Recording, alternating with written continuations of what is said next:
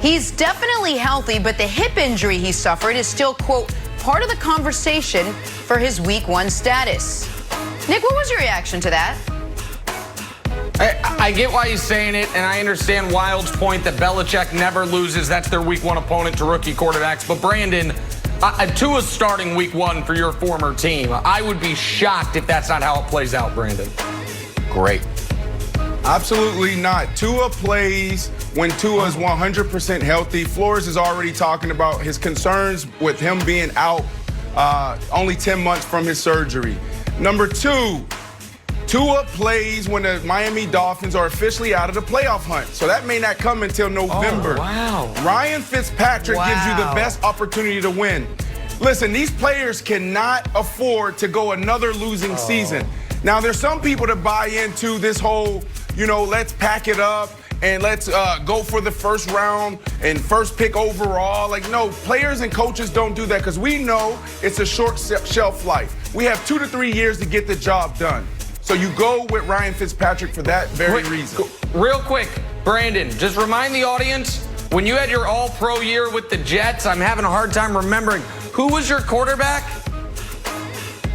Ryan Fitzmagic, baby. Fitzmagic. Yeah. I forgot. Fitzy just got real excited this morning. Fitzpatrick.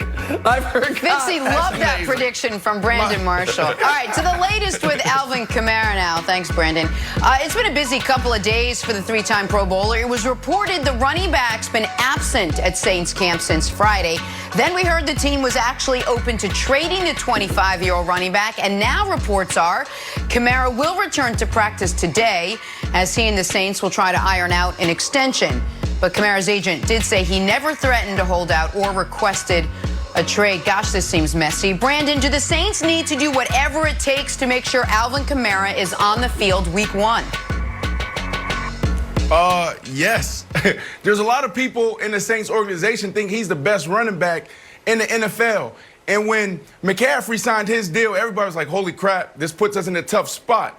But Sean Payton, I said this a couple days ago, sometimes he gets in his own way, but I had an opportunity to sit with Coach Payton and cover Super Bowl 50. And I asked Coach, I said, Coach, what does it take to win a Super Bowl? He said, Brandon, let me tell you this, all right? There's a few teams that just hurt themselves. He said pretty much a lot of the teams hurt themselves outside of 4 teams that compete for a championship every year. He said, so the key is just eliminate the distractions and keep the main thing the main thing. Well, the main thing is number 41. So, Coach, eliminate the distractions because your team is set up to really go for a title run. You have all the continuity in the world. You have the chemistry. These guys been together. They're familiar with each other. So get the job done. Nick, I don't know about you, but it scares me to think that the Saints made Taysom Hill more of a priority than they did Alvin Kamara. That is, you nailed it. Listen, the Saints are in cap hell, and at some point soon, they're going to have to tear the whole thing down. But they're trying to stave off that day until Drew Brees retires.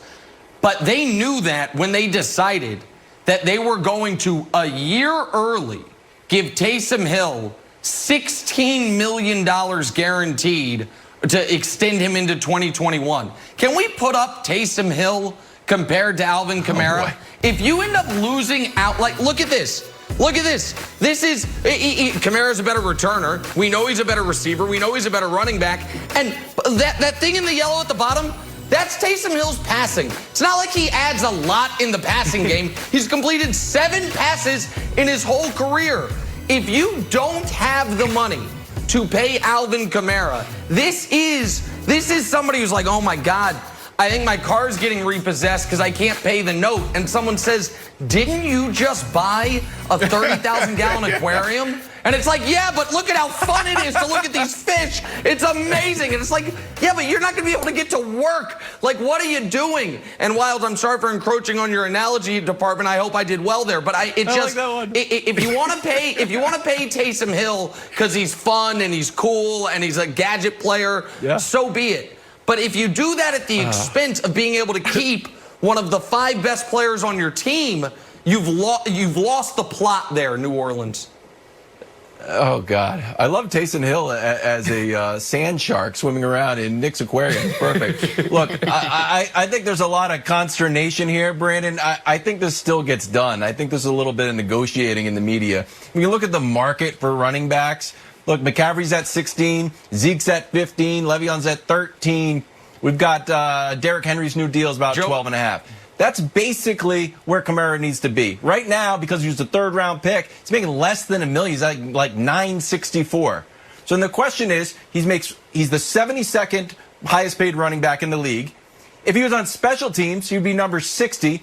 He makes less money than 44 Saints. So if I'm his agent, I'm like, listen, we don't need McCaffrey money. We don't need Zeke money. But we also don't want to get paid like the punter. Just get us in around the Le'Veon, Derrick Henry, and we'll be happy. And if you want him to take a few punts, he'll do that. You want to take a few Doug Flutie pooch punts? Hey, we'll add that in for free. But look, Tom Brady's coming in 11 days, like you said. Keep the main thing the main thing. I think there's a lot of smoke here, but eventually it gets done. It has to get done. I talked about this yesterday. Everything runs through them. I was there for a number 3 receiver, number 4 receiver, a tight end. Playing for the Saints is boring because literally the entire offense is where's 13 and where's 41. And then every once in a while we sprinkle in Taysom Hill just to keep defenses off balance. So you have to get this done. It only makes sense. I love their chemistry.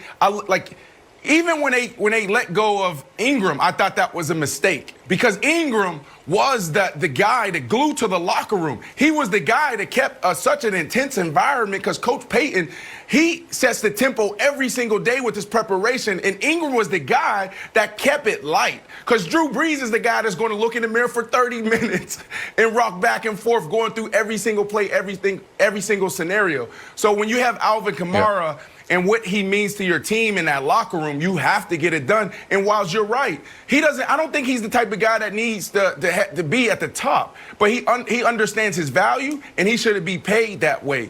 But this is a team they're unselfish, and they're willing to take one for the team.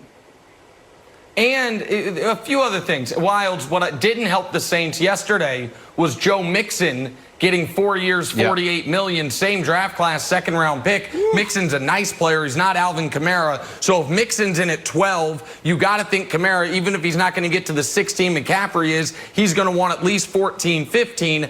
And I understand that in general, paying running backs in today's NFL has not been a good investment. But you must evaluate it, Brandon, on a team-by-team basis. And so I'm going to use a messy cross-sport analogy. After the Heat had won a couple straight titles, they made what would have been a smart decision for most teams and moved on from Mike Miller.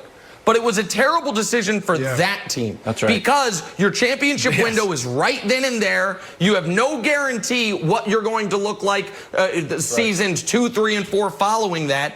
And that's where the Saints find themselves. You have no idea if you're going to go back to being what the Saints franchise was forever, Brandon, before Drew Brees walked through that door, once Drew Brees walks out that door.